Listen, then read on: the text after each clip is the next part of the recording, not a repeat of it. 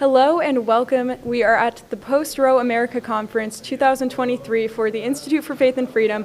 My name is Grace Riley, and today I am joined by Brad Lingo. Thank you so much for joining me. Oh, I'm happy to be here. I'm happy to be back at Grove City. Yeah, and Brad graduated from Grove City, actually, so he's back. I did, class of 2000. Yeah, that's awesome. So we're really happy to have you. And now Brad Lingo is the Dean of Regent University School of Law.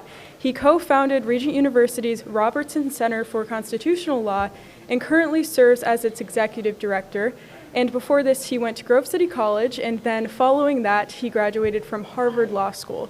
So he's very accomplished and has published a lot of work, so we're really excited to have him today. And he finished his speech. He delivered a speech on where we should go from here after the Dobbs decision in America, but thank you for joining me. Oh, it's a pleasure to be here. Yeah, so just to start, Dobbs obviously put us back on the path of putting power in the hands of the people, and it gave the power back to the states. But what happens and what's the result of, the federal level constitutionalizing and keeping that power at that level in a sense? That's a good question. So, right, it's important to know that Dobbs did not really end any of the debate about abortion. Dobbs just signifies that the debate can resume, that people of faith will be able to have their voices heard in the democratic process that produces law. So Dobbs doesn't end anything. Dobbs just represents a new beginning. And so it's a new beginning where people of faith, now that we can have our voices heard, we have to decide how we're going to use them, and it's time to use them to stand up for life. Yeah, absolutely. So with that considered, what role does culture play in the law, and especially in the discussion of how, as people of faith, we can change hearts and minds among our peers? Well, I think Dobbs is a great example of the role that culture plays. A lot of constitutional law is downstream from culture.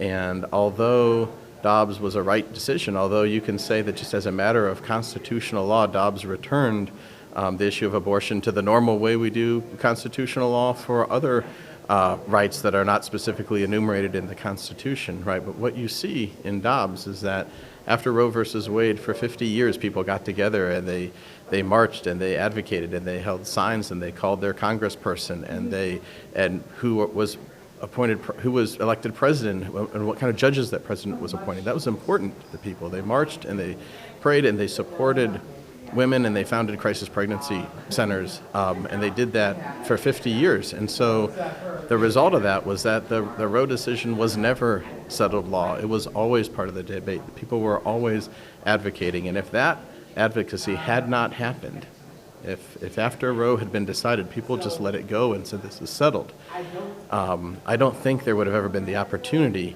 to come back and revisit it and say, hey, this was not just wrong as a moral matter, not just wrong as a cultural matter, it was also wrong as a legal matter, and it's time that we right that legal wrong. Yeah, I think that's a really great point, and the focus that we should have, especially as the pro-life movement following the Dobbs decision. But I think one of the interesting things is people's reaction should have been celebratory in that way, but I think because of the noise and the rhetoric of both sides in the media and activists, a lot of people were confused and thought, well, this means that abortion's illegal forever or vice versa. So I think that's a really great point, that that's not actually what happened, that's not what the legal decision meant, but actually it did just open up this discussion and allow this to go back into the hands of the people at the state level as it should have. Yeah, and when the court in Roe, and as it was affirmed in Casey, when they took that issue away from the people, right, so they decide Roe versus Wade, the issue comes back in Planned Parenthood versus Casey, and at that time the justices, you can tell by looking at the opinion, they're not really convinced on the grounds and the reasoning of Roe, but yet they're feeling uncomfortable. Well, what's going to happen if we overrule this decision? And when you see in the opinion, it basically reads as if the justices who wrote that, what they call the joint opinion, they thought maybe if they just affirmed a decision that they knew to be wrong, maybe they could settle that issue, maybe they could end the debate, maybe they could bring peace to this issue where there has been no peace. But instead, when you take that issue away from the people, right, what you saw was just all sorts of dysfunction in our judicial appointments, all sorts of dysfunction in our politics, all sorts of dysfunction concerning the issue of abortion, because the court had done something other than normal constitutional law and had decided to take this issue out of the realm of ordinary politics, where people every day in America have all sorts of debates and disagreements, and they manage to to work them out in one way or the other. And then they put that, they gave that all over to the court. And the court could not bring peace to this issue where there was not peace. And the court still, even after Dobbs, they can't craft social and health policies for our nation that just everyone is going to accept because the court says so. And I think that's one of the real lessons of Casey, is that there are things the court can do, there are things the court cannot do. And the court cannot craft social and health policy for our country and just expect that they're going to be able to settle an issue that is unsettled, that is contested, that where Americans do have deeply held different views on an issue. Yeah, absolutely. That's very well said. So looking at all of that, where does the pro-life movement go from here? Well, there's a lot to be done, right? Dobbs isn't the end. Dobbs is just the beginning. One of the tragedies of the Roe decision is that by constitutionalizing the issue, it shut people of faith out from the discussion. And now we're back in the discussion, or at least we're back in the discussion in terms of where our views can actually be reflected in the law. And so people of faith need to continue to get out and work and advocate for their views, but it also means that there's going to be a lot more action in both the political process on the issue of abortion, and there's going to be a lot more issue in the states. So I think one of the real things to look out for is to watch as this issue moves from Washington, D.C., the federal Supreme Court, to 50 state capitals all across the country and 50 different state courts interpreting 50 different state constitutions. And there's a lot more up for grabs there because in a lot of states, judges are elected. So if people don't like what their state Supreme Court has decided, they can vote those justices out of office and replace them with new justices. And state constitutions, they're typically a lot longer and more detailed and have a lot more rights than the federal constitution. Our federal government is one of limited and enumerated powers, and then all the other powers, including the powers for health and safety of the population, the spot where you would think abortion would naturally fit, right? That's all the business of the states. And I think you're going to see a lot more action in state Supreme Courts.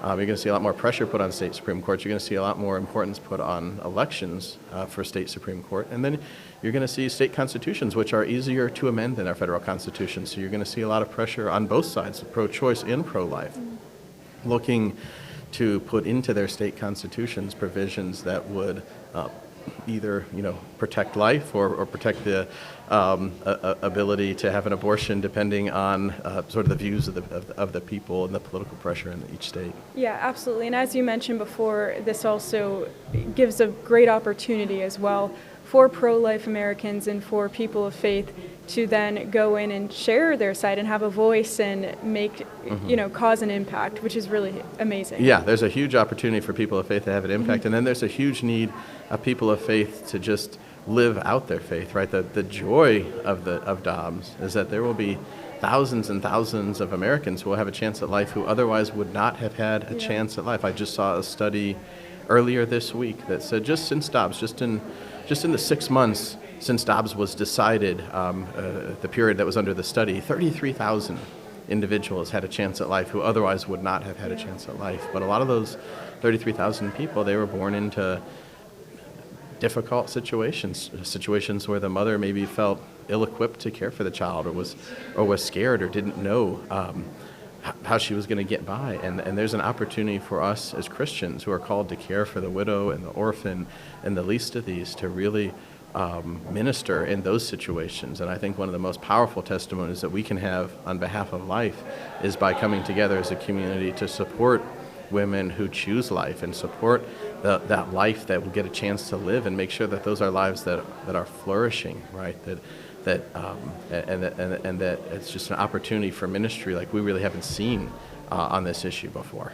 Yeah, I think that's so well said, and just for Christians to answer the call and live out their faith, that really is the answer to all of these concerns, because obviously that does come up a lot of, well, what are pro-life people doing if they're advocating for these things? And I think the answer is there's a lot that the pro-life community and Christians are doing with pregnancy centers and coming alongside mothers who are in need.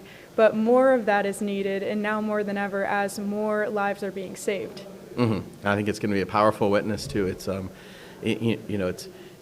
I think there's a time and place to protest at abortion clinics, right? But certainly I think there's a more powerful ministry, there's a more powerful way to spread the message of the gospel. It's certainly more powerful, I think, rather than encountering someone and shouting at them or condemning them, right? To come along and support them and walk with them in what could be a really trying situation, right? And demonstrate Christ's love to them by serving them at a time in their life where they really need some help. Yeah, absolutely. Well, thank you so much for joining me. It's been such a pleasure to talk to you. Yeah, it's a pleasure to talk to you. It's a pleasure to be back at Grove City. Thank you. Absolutely. Thank you. For more information on the Institute for Faith and Freedom, visit faithandfreedom.com.